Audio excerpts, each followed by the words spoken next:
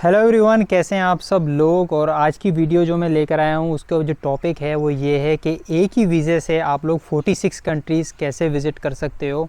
और ये बहुत आसान हो जाता है उस टाइम पे जब आपके पास शेंजन वीज़ा है। ठीक है, तो शेंजन वीज़े की भी 2-3 टाइप्स हैं, ए बी सी और डी। शायद जिन लोगों ने अप्लाई किया होगा उनको पता ही होगा। और आपके पास अगर ए टाइप का वीज़ा है तो फिर तो आप सिर्फ ट्रांजिट कर सकते हो शेंजन में, और वो मतलब उसके ऊपर कुछ कर नहीं पाओगे। सिंगल एंट्री अगर आपके पास वीज़ा है उसकी बात करते हैं, या डबल एंट्री वीज़ा, और फिर उसके साथ आ जाता है आपका मल्टीपल एंट्री वीज़ा। तो अगर सिंगल एंट्री वीज़ा है तो फिर आप इसके ऊपर 46 कंट्री विज़िट नहीं कर पाओगे, आप लोग सिर्फ और सिर्फ 28 कंट्रीज़ ही विज़िट कर पाओगे। अच्छा, तो 26 कंट्रीज़ जो हैं वो शेंजन के अंदर ही हैं। ठीक है, जैसे आपका स्लोवेनिया, स्लोवाकिया और जर्मनी, फ्रांस, लुत्फेनिया, लत्विया और बहुत सारे, एस्टोनिया, बहुत सारे कंट्रीज़ हैं। उनका सबका मैं नाम नहीं, मैं डिस्क्रिप्शन में सबका नाम दे दूंगा कहाँ कहाँ पे आप लोग विज़िट कर सकते हो।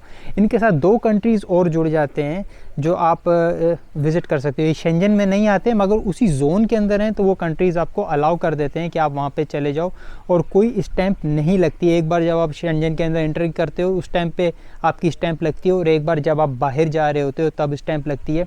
तो सिंगल एंट्री वीज़ा वाला वीज़ा जो है वो यहीं पे ख़त्म हो जाता है। तो अब हम लोग चलते हैं अपने उस वीज़े की तरफ जो कि मल्टीपल या डबल एंट्री वीज़ा है। अच्छा, तो अब हम लोग जो बात करेंगे वो ये है कि अगर आपके पास डबल एंट्री वीज़ा है या मल्टीपल है, तो डबल एंट्री वाले वीज़े को भी छोड़ दो। अगर आप लोग अप्लाई करते हो डबल एंट्री के लिए भी, तो भी मोस्टली आपको जो है वो लोग मल्टीपल एंट्री वीज़ा ही दे देते हैं। तो उसके ऊपर फिर आप लोग कहाँ कहाँ जा सकते हो। नंबर 1 पे जो कंट्री, अच्छा ये जो मैं कंट्रीज़ बता रहा हूँ ये EU में भी हैं, कुछ कंट्रीज़ EU जोन में भी हैं और इससे बाहर भी हैं। तो क्यों वो लोग जाने देते हैं वो तो एक अलग सवाल है, मगर मैं एक सरसरी सी बात बता देता हूँ। वो इसलिए आप लोगों को आने देते हैं कि उनका वीज़ा क्राइटेरिया जो है वो ऑलमोस्ट शेंजन से मिलता ही है। तो वो लोग कहते हैं कि चलो भाई ठीक है कि अगर आपके पास शेंजन वीज़ा है तो आप उस कैटेगरी में फॉल ही करते हो, तो आप यहाँ भी आ जाओ। तो खैर, नंबर 1 पे जो कंट्री आपको आने देता है वो अल्बानिया है। वहाँ मैंने ख़ुद भी विज़िट किया हुआ है, उसकी मेरी वीडियोस भी हैं चैनल पे, और वहाँ पे आप लोग जाके जो है वो विज़िट कर सकते हो। नंबर 1 पे अल्बानिया आ जाता है। जो सेकंड नंबर पे जो कंट्री जो आता है वो है एंटीगुआ एंड बारबुडा, एक कंट्री है, वो आपको आने देता है। वहाँ पे आप आ सकते हो। इंडिया, पाकिस्तान और बांग्लादेश किसी के भी पासपोर्ट पे आप वहाँ पे जा सकते हो। नंबर 3 पे जो कंट्री जो आता है बेलारूस है। ये कुछ लिमिटेड कंट्रीज़ को ही आने देता है। अगर आपके पास इंडिया और पाकिस्तान का पासपोर्ट है तो फिर आप जा ही सकते हो वहाँ पे। कुछ एक सामोआ, साउथ अफ्रीका, वियतनाम, मतलब बहुत ही लिमिटेड कंट्रीज़ हैं। मगर अच्छी बात यह है कि पाकिस्तान और इंडिया के पासपोर्ट पे आप शेंजन वीज़े के साथ यहाँ जा ही सकते हो। बांग्लादेश का पासपोर्ट वहाँ पे नहीं मौजूद है तो फिर आप उसमें शायद वहाँ पे नहीं जा सको। चौथे नंबर पे जो कंट्री आ जाता है वो आता है बोस्निया एंड हर्जेगोविना। यहाँ पे भी मैं गया हुआ हूँ, इसको भी मैंने अपने शेंजन वीज़ा के ऊपर ही विज़िट किया है। 15 दिन की एंट्री देता है आपको। ठीक है, 15 दिन से ज़्यादा आप नहीं रह सकते। और फिर उसके बाद आ जाता है कोलंबिया का नाम नंबर 5 पे, मगर अनफॉर्चुनेटली यहाँ पे आप सिर्फ इंडियन पासपोर्ट के साथ ही जा सकते हो और पाकिस्तान और बांग्लादेश के पासपोर्ट पे नहीं जा सकते। बाकी चाइना के पासपोर्ट पे भी जा सकते हो, कंबोडिया वगैरह, मगर वो तो हम लोग है नहीं, तो फिर वो यूज़लेस है उस पर बात करना। अच्छा, नॉर्दर्न जो साइप्रस वाला जो एरिया है ना, जो तुर्की के ऑक्यूपेशन में आता है, ठीक है, वो वहाँ पर है। ठीक है, उनका जो ऑक्यूपाइड वाला एरिया है नॉर्दर्न वाला, जो मेन साइप्रस है वो नहीं। ठीक है, वहाँ पे भी आप लोग विज़िट कर सकते हो। कोई सा भी आपके पास पासपोर्ट है उसको लेके वहाँ पे विज़िट कर सकते हो। नंबर 7 पे जो कंट्री आता है वो है जॉर्जिया। जॉर्जिया भी आप लोग विज़िट कर सकते हो, मगर जॉर्जिया के अंदर एक ये प्रॉब्लम आती है कि वो लोग एंट्री देने के अंदर बहुत प्रॉब्लम करते हैं। और जब भी जॉर्जिया शेंजन वीज़े पे आप लोग जाओ तो रिटर्न टिकट आपके पास होनी चाहिए, कंफर्म्ड जो है आपकी फ़्लाइट्स और होटल रिजर्वेशन, और 1000 यूरो तक का कैश होना ही चाहिए आपके पास, ये वो लोग पूछ लेते हैं। अच्छा, गिब्राल्टार का नाम आ जाता है। गिब्राल्टार का नॉर्मली लोगों को ये लगता है कि वो लोग जो हैं वो ब्रिटिश वीज़े, क्योंकि वो ब्रिटिश टेरिटरी, तो लोगों को ये लगता है कि ब्रिटिश वीज़े पे आप वहाँ पे विज़िट कर सकते हो। हाँ, ये बात सच है, मगर आप शेंजन वीज़े के ऊपर भी कर सकते हो। आप जाके उनके ऑफिशियल वेबसाइट पे ये देख सकते हो, उन लोगों ने ऐड कर दिया है। मगर सिर्फ़ और सिर्फ इंडियन पासपोर्ट के ऊपर ही आप विज़िट कर सकते हो और 7 दिन से ज़्यादा वहाँ पे नहीं रह सकते। आपको बाहर जाना होगा और फिर आप दोबारा इंटर हो सकते हो। अच्छा जी, जो नंबर 9 पे जो कंट्री है वो है कोसोवो। यहाँ पे आप 15 दिन ही रह सकते हो अगर आपके पास शेंजन वीज़ा है, और फिर आपको वापस आना पड़ता है। ये अल्बानिया के बिल्कुल साथ ही है कंट्री। आप लोग चाहो तो अल्बानिया अगर विज़िट कर रहे हो तो साथ ही बस पकड़ के वहाँ जा सकते हो, 4 घंटे लगते हैं और 10 यूरो में टिकट मिल जाता है आराम से। नंबर 10 पे मैक्सिको आता है। मैक्सिको एक बहुत ही बड़ा कंट्री है जो इसके अंदर मैं समझता हूँ ऐड है, क्योंकि उसका वीज़ा आपको नहीं लेना और शेंजन वीज़े पे जाके उसको विज़िट करके आ सकते हो। और तीनों ही कंट्री शामिल हैं इसके अंदर, इंडिया, पाकिस्तान और बांग्लादेश।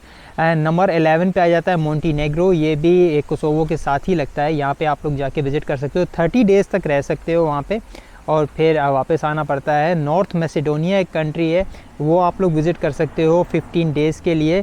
रोमानिया 90 डेज़ के लिए जा सकते हो। और रोमानिया की बात यह है कि वहाँ जाके आप जॉब भी ढूंढ सकते हो इस वीज़े पे, और कोई कंट्री अलाउ नहीं करता। और फिर आपका जो TRC है उसके ऊपर आप कन्वर्ट कर सकते हो। मैं रोमानिया गया था, कोई 1 हफ़्ते के लिए मैं वहाँ रुका हूँ, और मेरी उसके ऊपर भी वीडियोस हैं ऑलरेडी, मेरे चैनल पे ही मौजूद है। ठीक है, एक और कंट्री आ जाता है नंबर 14 पे, सौ टोम एंड प्रिंसिपे के नाम से आ जाता है। ये भी विज़िट कर सकते हो, 15 दिन तक आप वहाँ पे रह सकते हो, और फिर अपने जो शेंजन वीज़े है उसको मैक्सिमम यूज़ कर सकते हो। ठीक है, नंबर जो 15 पे जो कंट्री आता है वो है सर्बिया। यहाँ मैं खुद गया हुआ हूँ, बहुत ही सस्ता कंट्री है, लोग भी बहुत फ्रेंडली हैं। इसको भी आप लोग विज़िट कर सकते हो अपने शेंजन वीज़े के ऊपर। और जो नंबर 16 पे जो कंट्री आता है वो आता है तुर्की या तुर्की, कुछ लोग हमारे कंट्री में उसको तुर्की भी बोलते हैं, कोई तुर्की बोलते हैं। तो ये कंट्री आ जाता है। इसका वीज़ा लेना पड़ता है, उसकी जो $60 की कॉस्ट आती है, अगर यूरो में उसको कन्वर्ट कर लो तो 58.5 बन जाते हैं। ये आप लोग विज़िट कर सकते हो अपने शेंजन वीज़ा के ऊपर। वो 10 मिनट का प्रोसेस है, मैंने वीडियो बना के डाली हुई है कैसे वीज़ा लेना है। 10 मिनट्स के अंदर वो आपको मिल जाता है और फिर आप जा सकते हो।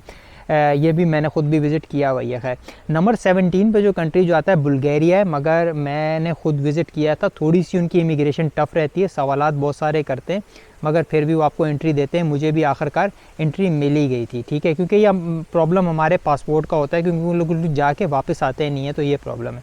नंबर 18 पे जो कंट्री जो आता है वो है क्रोएशिया। और फिर क्रोएशिया को आप लोग जो है वो विज़िट कर सकते हो। मैंने ख़ुद किया हुआ, उनको जो ज़ैग्रेब जो उनका जो सिटी था उसको मैंने जाके एक्सप्लोर किया था, और उसके ऊपर मेरी कुछ पिक्चर्स वगैरह हैं। उस टाइम पे वीडियोस में नहीं बनाता था, तो वो आपको नहीं मिलेगी। तो ये कंट्रीज़ हो गए हमारे 46, 28 वो वाले थे जो आप इस शेंजन जोन के अंदर ही रहते बिना किसी, मगर ये वाले जो 18 कंट्रीज़ है, जब आप इस पे जाते हो तो आपके पासपोर्ट पे स्टैंप लगती है, क्योंकि आप शेंजन जोन से बाहर जा रहे होते हो, और फिर वापस आने पे भी कभी कभार जो है वो स्टैंप लग जाती है। 46 कंट्रीज़ ये हो गए। एक और कंट्री है मोल्दोवा, उसको भी आप लोग विज़िट कर सकते हो, मगर उसके लिए पहले से आपको वीज़ा लेना पड़ता है। अगर शेंजन वीज़ा हो तो वो लोग वीज़ा आपको आराम से दे देते हैं। उनकी वेबसाइट पे भी इस तरह की बात लिखी हुई है, तो वो वीज़ा आप लोग फिर अप्लाई करके, मगर उसको मैंने इसमें शामिल नहीं किया है, क्योंकि मेन कंट्री जो आप लोग विज़िट कर सकते हो शेंजन वीज़ा के साथ बगैर कोई और वीज़ा अप्लाई किया, वो 46 ही हैं। तो मुझे लगता है आप लोगों को कुछ हेल्प मिली होगी इस वीडियो से। ठीक है, तो फिर मैं मिलूँगा आप लोगों से एक नई वीडियो में, तब तक के लिए बाय बाय, अल्लाह हाफिज़।